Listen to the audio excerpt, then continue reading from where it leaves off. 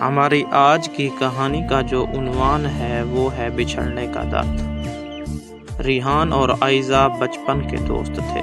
وہ ایک ہی محلے میں پلے بڑھے تھے، ایک ساتھ اسکول گئے اور ہمیشہ ایک دوسرے کا سہارا بنے رہے۔ وقت کے ساتھ ان کی دوستی محبت میں بدل گئی، مگر ان کی کہانی آسان نہ تھی۔ آئزہ کے والد ایک سخت گیر انسان تھے جو ہمیشہ اپنی مرضی مسلط کرتے۔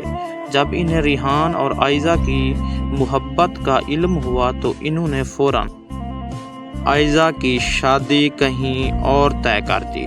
آئزہ نے بہت کوشش کی کہ اپنے والد کو منا لے، مگر وہ نہیں مانے۔ شادی کے دن ریحان نے آخری بار آئزہ سے ملنے کی کوشش کی، لیکن وہ دروازے کے پیچھے کھڑی آنسو بہا رہی تھی، بے بس مجبور۔ نکاح کی آواز سنتے ہی ریحان کا دل ٹوٹ گیا۔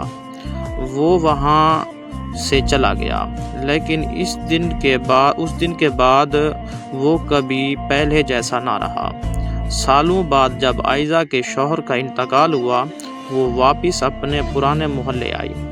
اس نے سنا کہ ریحان اب ایک خاموش اور تنہا انسان بن چکا ہے، جو اکثر دریا کے کنارے بیٹھا کچھ لکھتا رہتا۔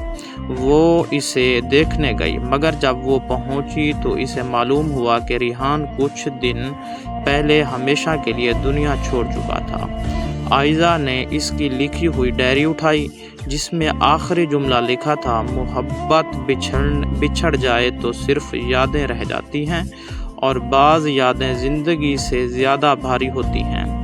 یہ کہانی ہمیں سکھاتی ہے کہ کبھی کبھی محبت صرف قربانی کا دوسرا نام بن جاتی ہے۔